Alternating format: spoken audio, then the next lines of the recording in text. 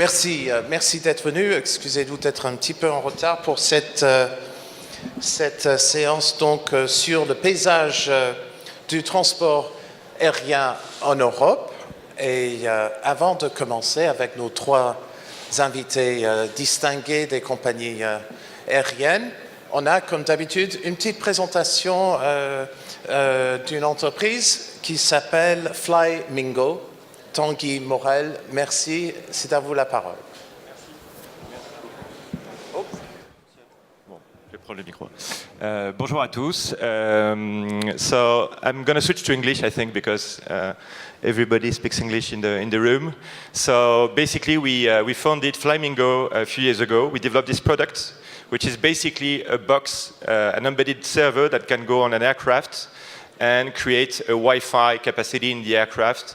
It enables, of course, the wireless entertainment system for the passengers. And the good thing about it is that only this little box can fit for a narrow-body aircraft, so A320 or Boeing 737. So it's very light, it's very cost-effective, and it enables airline to create and develop ancillary revenues like on-board shopping, of course, duty-free, buy on board, but also all the sales related to the content itself. So we've been created in Paris. We're a team of 25 people. We are currently patenting two patents for this work. And we are proud to make this fly every day on some Air France routes on the mid-haul. And we'll be very pleased to work with EasyJet and Norwegian in the coming months, of course. Thank you.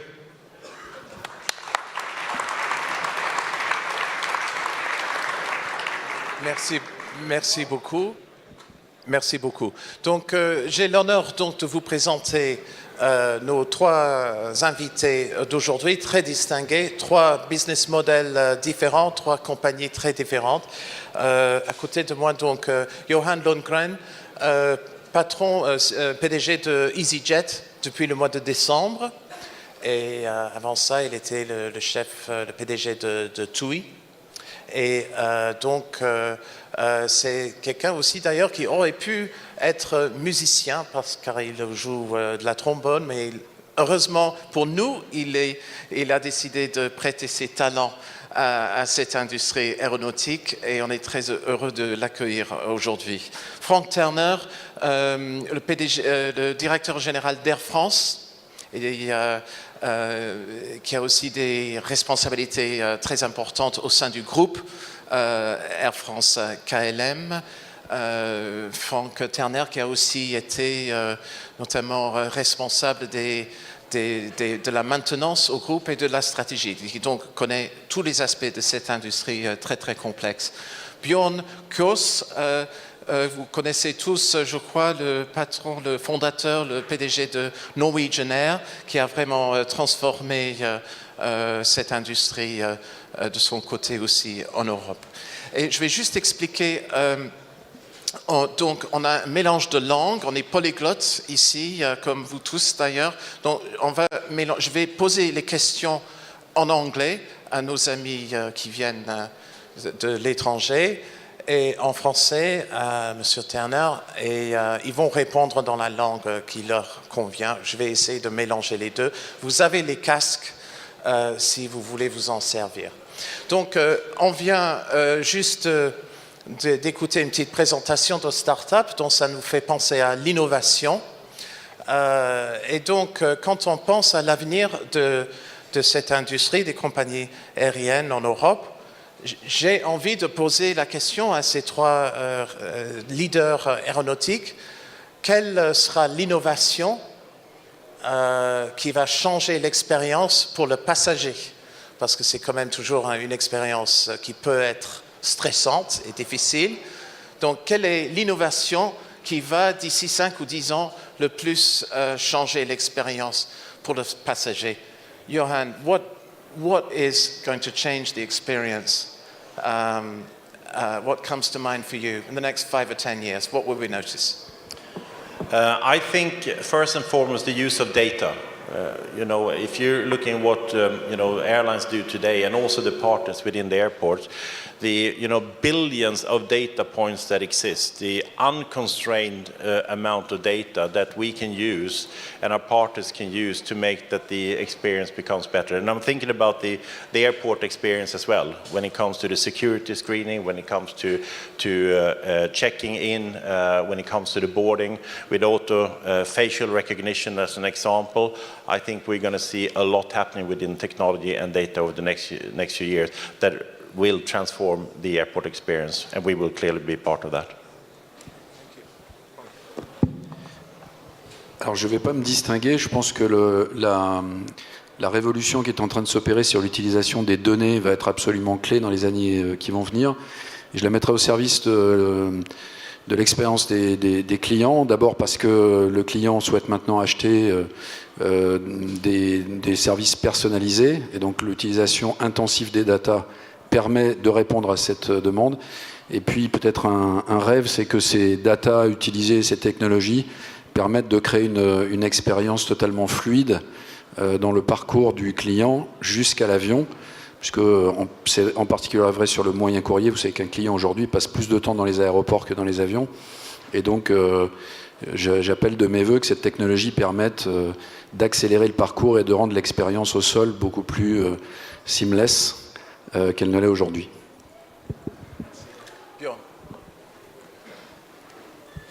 I agree with Johan that you will, as an example, face recognition together with security that will be vital in the future.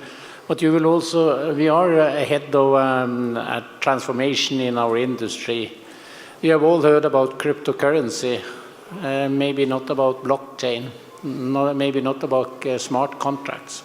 These are the evolution that you will see in the future, both with payments and how you deal with the different vendors on the airport and elsewhere. Totally different from what you will see today. So it will be not that much hassle, I bet, to travel in the future. The hassle today is in different areas, but it will be totally different actually to run an airline 10 years ahead than it is today. That's good news for all of us. Merci. Donc, on va passer de l'innovation à la consolidation. Ça, c'est une transition très facile. Donc, la consolidation. Tout le monde sait qu'il y a beaucoup plus de compagnies aériennes en Europe par rapport, par exemple, aux États-Unis. Il y a une concentration moins prononcée en Europe. Mais la consolidation s'est accélérée dans les 12 derniers mois avec la reprise d'Air Berlin par Lufthansa et EasyJet, la faillite de Monarch et la reprise de Laudamotion par Ryanair. Donc j'ai envie tout d'abord de demander à tous nos invités, cette tendance, cette consolidation, est-ce qu'elle va continuer? Va-t-elle continuer? Et combien de grands groupes aériens? L'Europe a besoin de combien de grands groupes de compagnies aériennes? Who will start us off? Perhaps Bjorn, would you like to start us off on consolidation? I think to consolidate airlines and to merge airlines is not an easy task, and those who have tried knows all about that. And we have also tried it and done it, and it takes a lot of management time. So it's not easy. In my opinion, what you will see in the future is like EasyJet and Norwegian did. EasyJet feed us with a lot of passengers because of a huge network they have in Europe into our low-cost long haul. You will see that it's starting now in Europe, and you will see this going on in different parts of the world. So you will see huge not alliances, but huge clusters of low-cost airlines working together. That is what you will see. Yes, you will have consolidation because we are not a different animal like the rest of the commodity industry. In the commodity industry, you will never survive if you are a small one, unless you are in a niche area. In a niche area, you can always be, if you have it. But scale is important in order to handle the cost, to drive down the cost. So in that sense, yes, there will be some consolidation, especially of the smaller airlines. They will have a hard time to survive in the future. Let me just ask you, obviously Norwegian is at the center of an awful lot of speculation at the moment. You've rejected 2 approaches from IAG. We understand from Lufthansa that they are interested. How many people have approached Norwegian about their interest in your company? I don't think it's right for me to tell everything that's going on. This is, of course, handled by the board in Norwegian. My duty is to run the airline.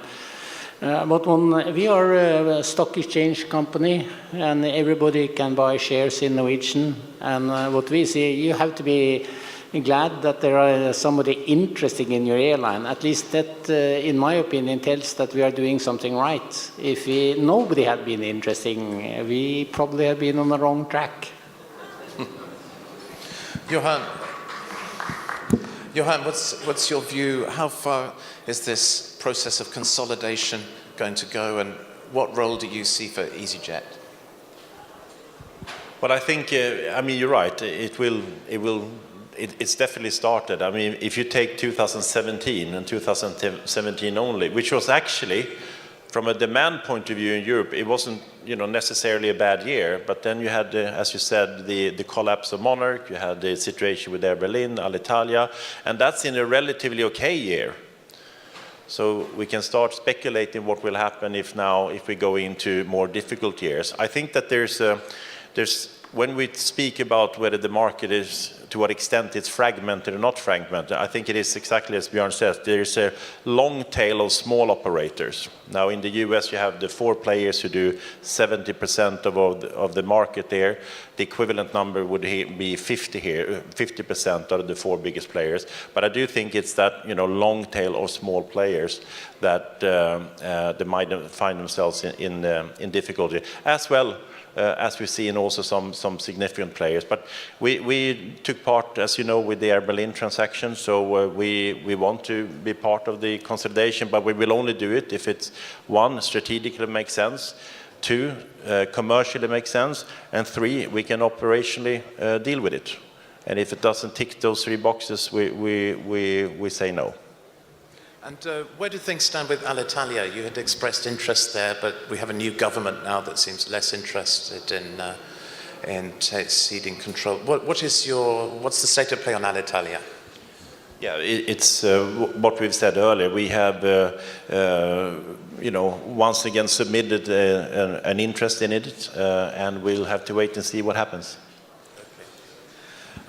Franck, donc Air France KLM, qui a été le produit peut-être de la première vague de consolidation, peut-être les pionniers de cette expérience en Europe, vous êtes peut-être moins actif maintenant, mais où est-ce que vous voyez cette tendance aller en Europe et comment est-ce que vous voyez votre rôle là-dessus? Voilà. D'abord, je pense que la bonne question à se poser, c'est est-ce que c'est souhaitable qu'il y ait de la consolidation et pour quoi faire? Je pense qu'aujourd'hui, mes collègues l'ont dit, quand on regarde la situation du marché en Europe et qu'on la compare à celle des États-Unis, pour ne citer que les États-Unis, on pourrait prendre la Chine, c'est à peu près la même chose, le marché européen est extrêmement fragmenté. Alors quel serait l'intérêt d'avoir un marché européen moins fragmenté? Je vois 2 aspects. D'abord, c'est la compétition qui met de la pression sur la rentabilité des compagnies. Or, on est une industrie avec un effet de taille important. Et puis le deuxième, c'est que c'est une industrie avec un besoin en capital extrêmement important. L'asset principal, c'est l'avion, on le sait. Et donc l'effet de taille est extrêmement important sur la compétitivité. Puis le dernier point, c'est que dans le monde d'aujourd'hui, ce qui est extrêmement important, c'est la qualité de l'offre que l'on déploie sur le marché. Et donc, plus on est grand, alors quelle que soit la forme de consolidation de laquelle on parle, on peut parler de consolidation capitalistique, mais on peut aussi parler de ce que nous faisons aujourd'hui avec la JV transatlantique, la JV avec China Eastern, celle qu'on a avec China Southern, avec les Indiens. C'est une forme de consolidation, alors qui n'est pas... Alors maintenant, avec Delta, c'est une consolidation capitalistique puisque Delta est rentré dans notre capital. Mais on voit bien que cette consolidation qui consiste finalement à juxtaposer des forces, des réseaux pour améliorer l'offre d'une part, produire une meilleure capacité à être compétitif sur le marché, ça me paraît nécessaire et indispensable. Après, je pense qu'en Europe, il faut que, pour que ce soit possible et que ça se fasse entre Européens, ce que j'appelle de mes voeux, il faut que l'environnement social, fiscal, réglementaire favorise ce mouvement. Je pense que ce mouvement est inscrit dans l'histoire, il va se déployer. Vous parlez de l'environnement social.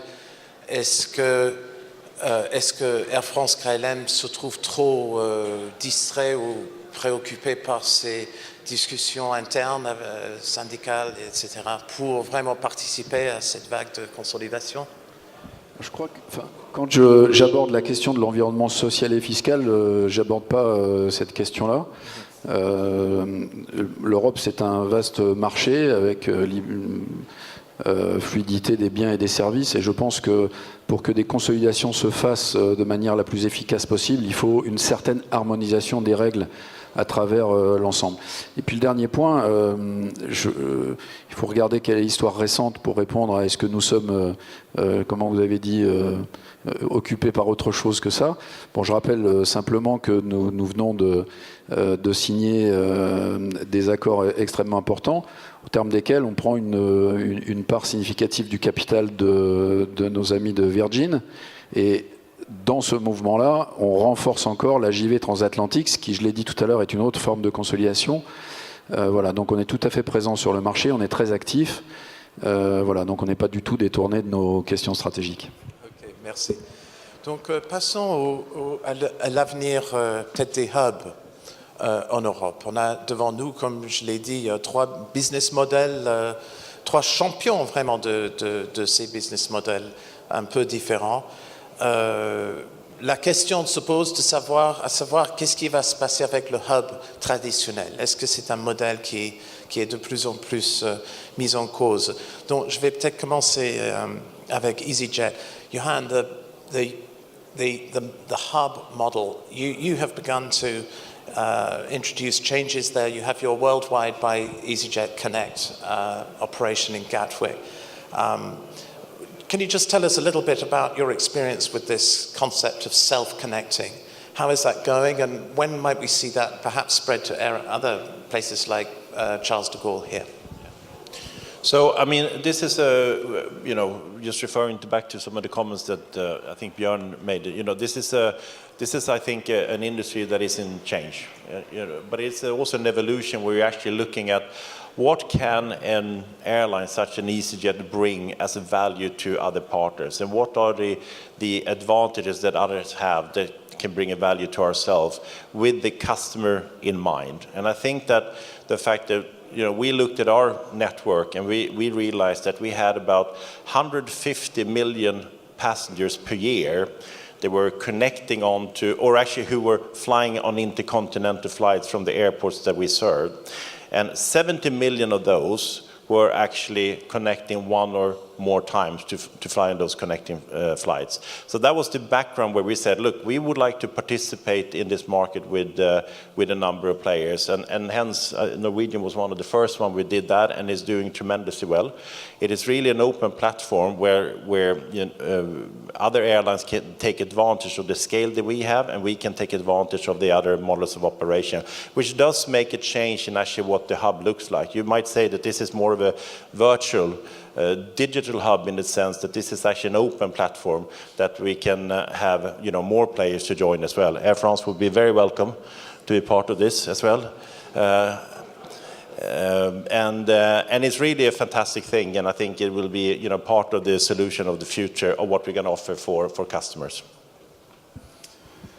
Franck, vous êtes le bienvenu dans le hub digital. Qu'en pensez-vous? Bien sûr.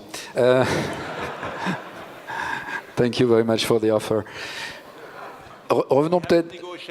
Not yet. We'll be patient. Bon, je pense que ce qui est intéressant pour parler du hub, c'est de se rappeler ce que c'est qu'un hub, à quoi ça sert. Ça sert à concentrer de petits flux de trafic de façon à avoir une activité long courrier qui permette au maximum de clients d'être connectés à peu près tous les coins du monde.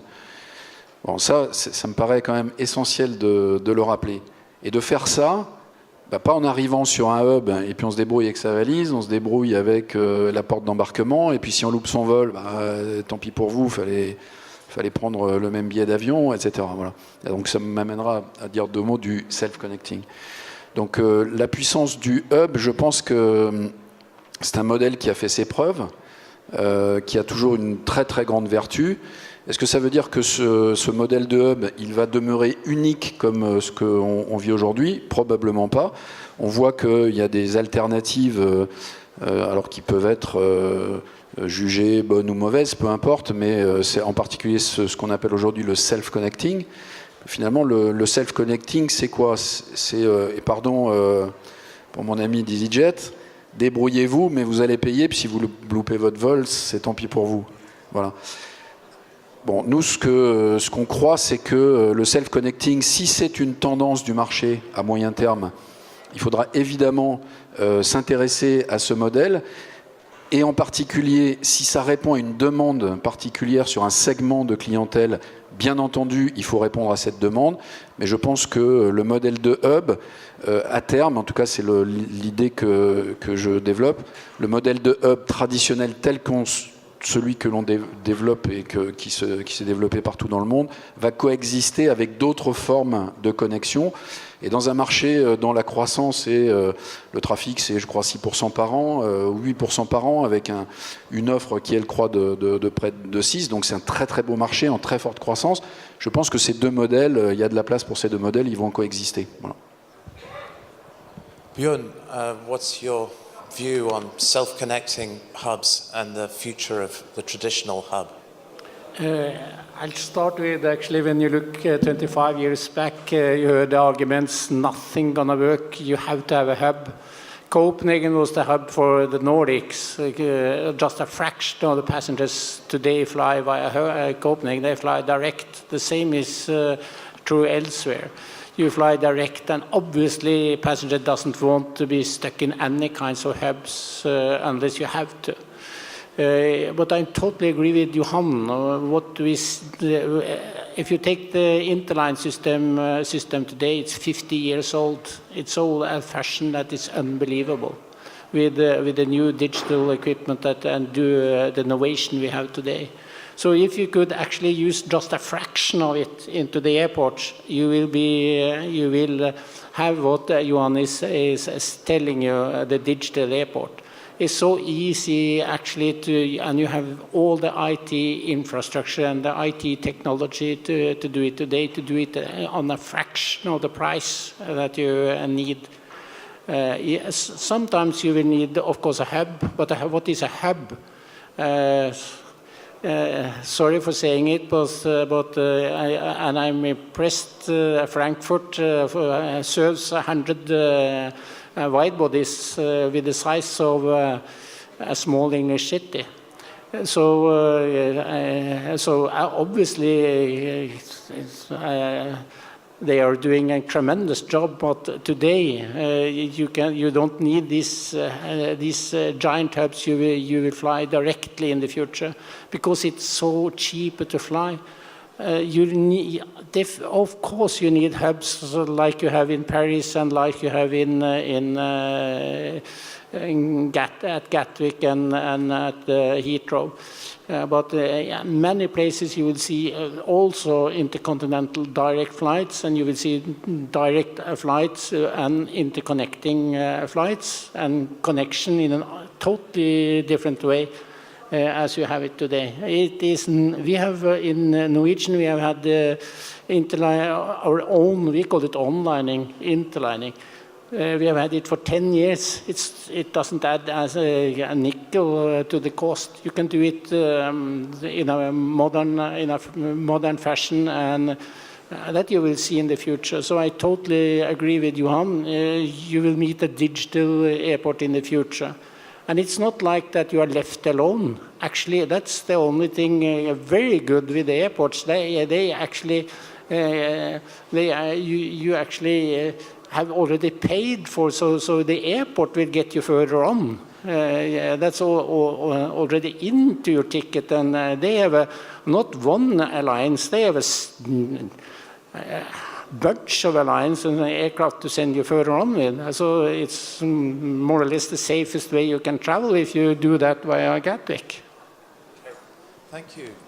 Thank you. It keeps going. C'est une innovation un peu. Ouais, voilà. So, thank you. So that was very clear. So look, enough of the nice stuff. Let's get serious. Long haul, low cost. Subject where I know there will be less than complete unanimity, perhaps. But let's talk about that for a moment. Franck Terner, where do you stand on this? Now, I think... Oh, pardon. Vous en êtes où avec le low cost long courrier? Vous êtes un des rares grands groupes à ne pas avoir sa propre filiale long haul, low cost. Donc, qu'est-ce qui explique cette décision? Est-ce que vous la voyez évoluer selon les besoins du marché? Je crois que, de mon point de vue, vous venez de prononcer la bonne phrase. Quels sont les besoins du marché? Le long haul low cost, finalement, pardon, peut-être d'opposer deux modèles, ou en tout cas de les comparer. Le low cost moyen courrier, je crois que tout le monde comprend bien ce que c'est, utilisation intensive des assets. Sur le long haul low cost,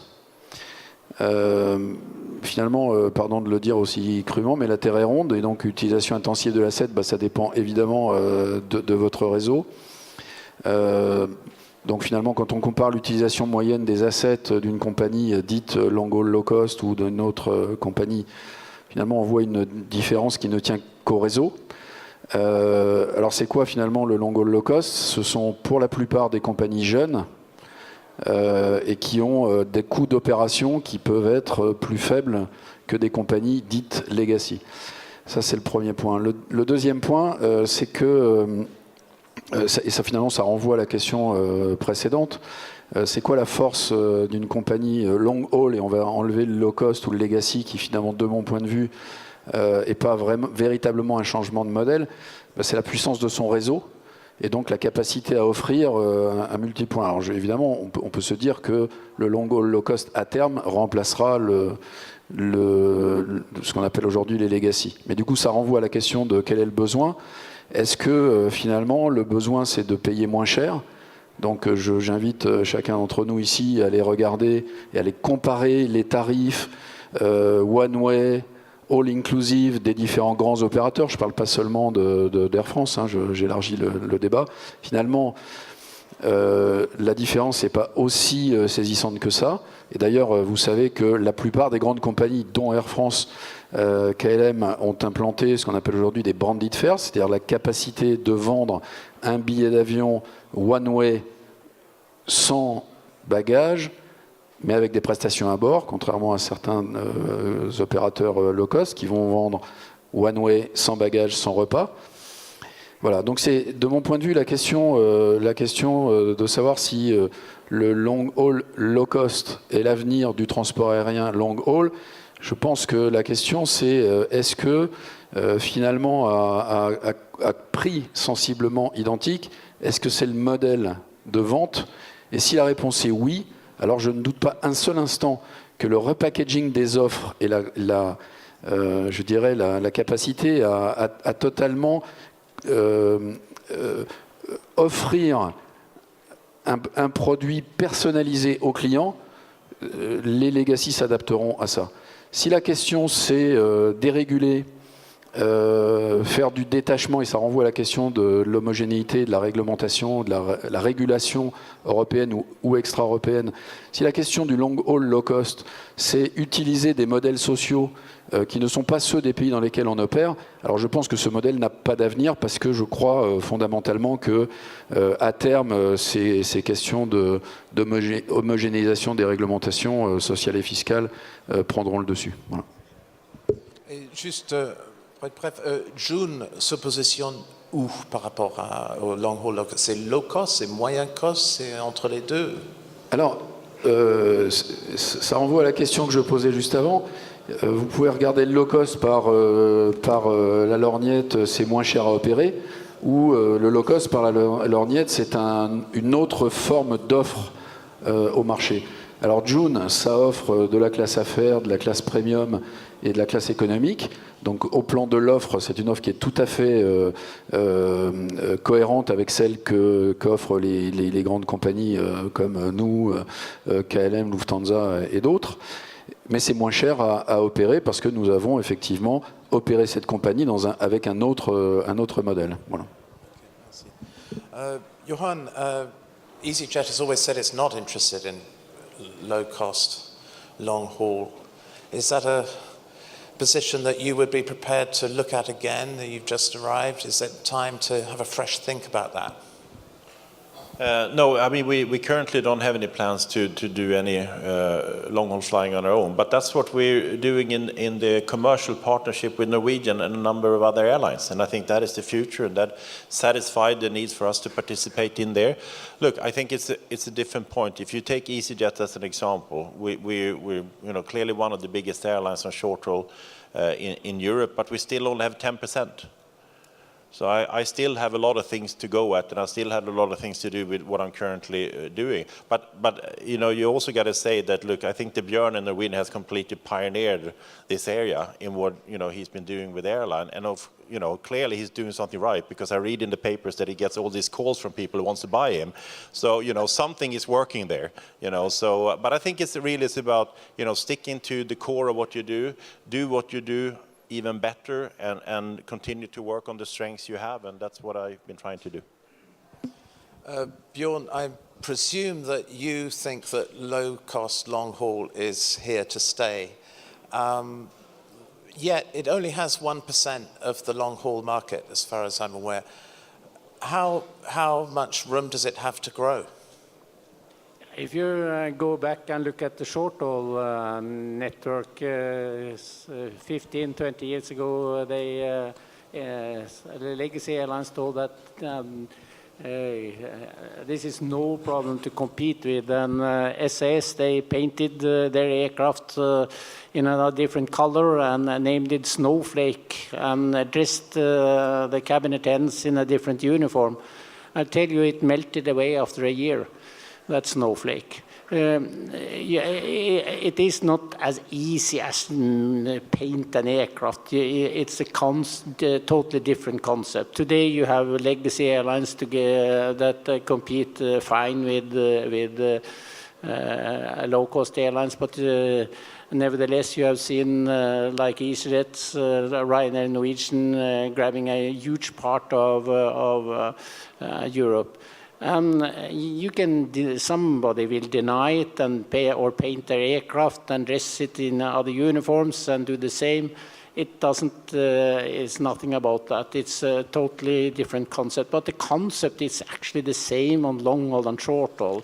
If you fly from the Nordic into the Canary Islands on a low-cost airline, you use 5.5 hours. If you fly from London to New York, yes, 6.5 hours, 1 hour longer. The concept is the same: high utilization and direct flights, and do it very efficiently. And you cannot park the aircraft in 12, 14 hours, as I've seen some of the legacy carriers do. 90 minutes or 120 minutes, you have to turn it around. It's the concept. Actually, you can never make money unless you have the aircraft up in the air. It's some of the basic rules that Johan advocate all the time. So it's, and thereby you're not stealing passengers. You're building a new layer of people that like to travel. When we started to fly between London and Buenos Aires, South America, Europe, highest prices about you can find. 2/3 of the people came from our bookings come from Argentina. Why? We're not from London. Because it's so incredible expensive to fly, but no new layers of people can fly. And this is what's popping up besides the legacy carriers. The legacy carriers will not go away, but we will definitely serve another market. And I think most people, they like low fares.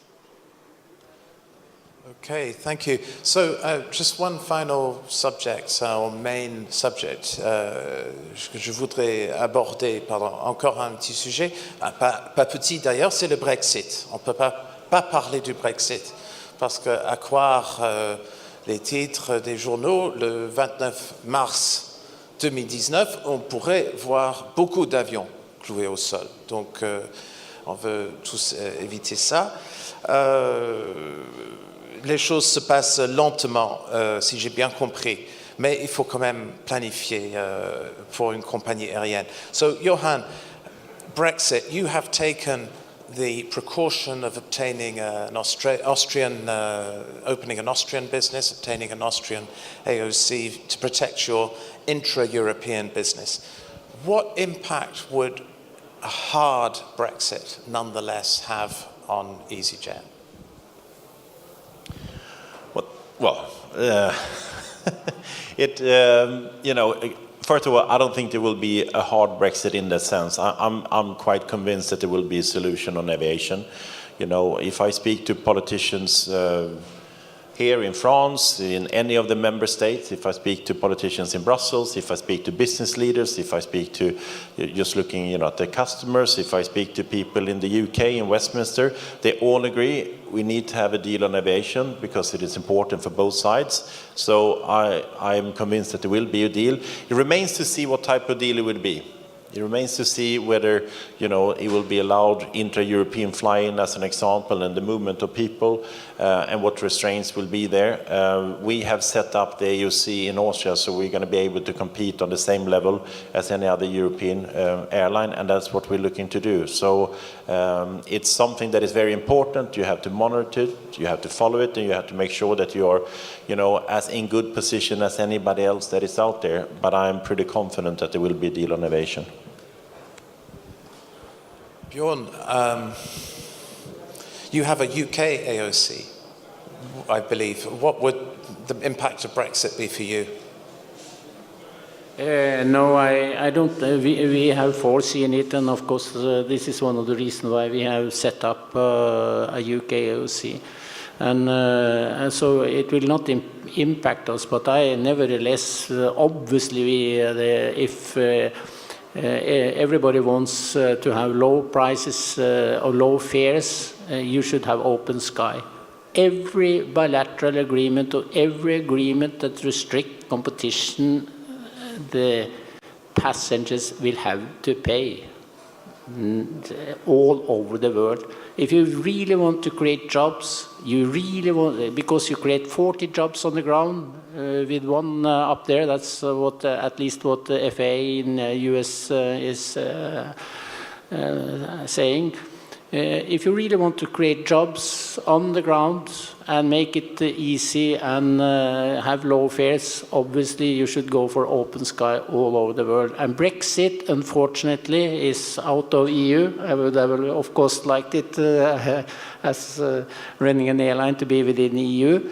But trying to restrict it, the only one winning on it is those who are established, and it leads to less competition and higher fares. So I really sincerely hope that we will have an open sky over Europe, whether UK is in or out. Franck, pour Air France, est-ce que le Brexit pourrait être une bonne chose? Est-ce que ça pourrait améliorer votre avantage compétitif?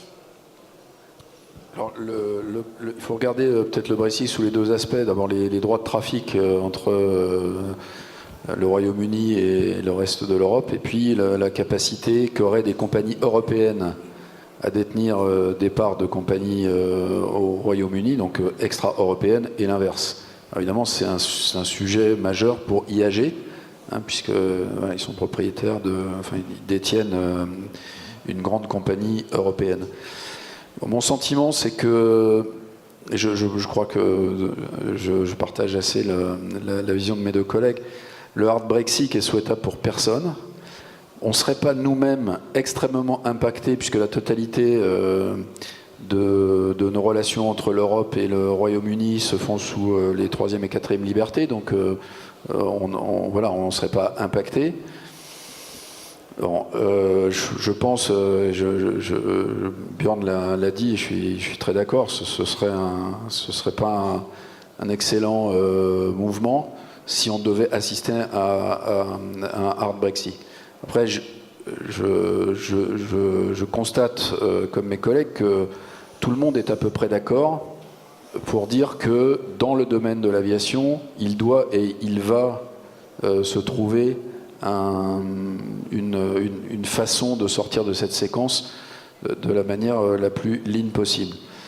Mais je voudrais quand même ajouter que dans ces négociations, ce qui rend les choses peut-être un peu plus difficiles, et en tout cas elles prennent du temps, c'est qu'évidemment la situation d'arrivée doit associer de manière équilibrée les droits et les devoirs des deux parties, et en particulier celui de nos amis anglais.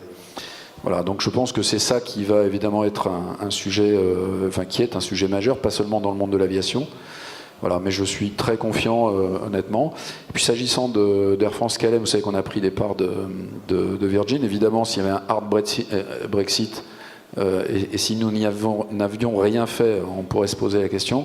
Mais nous avons, en coopération avec nos amis de Virgin, protégé. Et nous avons des clauses qui permettent de gérer intelligemment la situation si d'aventure ce hard Brexit devait se produire, ce que je ne crois pas. Okay. Merci. Il nous reste vraiment très peu de temps, quelques minutes. Je suis sûr que peut-être quelques-uns d'entre vous ont des questions pour nos trois PDG. Oui, il faut partager les micros. Présentez-vous, s'il vous plaît. Et il faut qu'on soit assez bref, donc soyez succinct. Bonjour, Georges Mekoniatis de l'ENAC Toulouse, de la recherche. Georges Mekoniatis de l'ENAC Toulouse pour la recherche, peut-être en anglais pour ces messieurs. So, I would like to have your feeling about the passenger-centric approach that is put by IATA and ACI. What is the position of the airline for this new kind of approach of mobility, as a mobility as a service? What the airlines are thinking about this approach?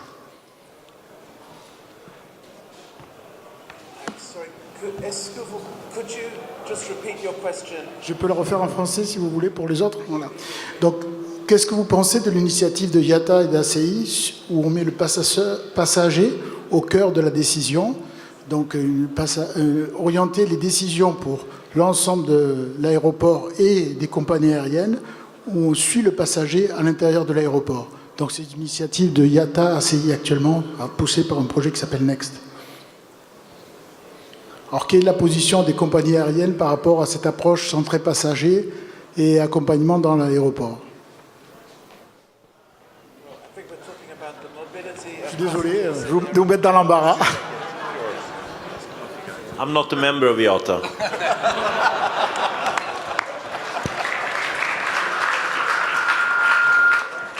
I think that's a very interesting point we should come back to.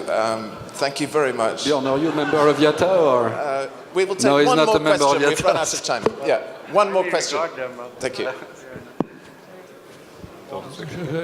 Christian Perchat, je suis consultant pour le transport aérien.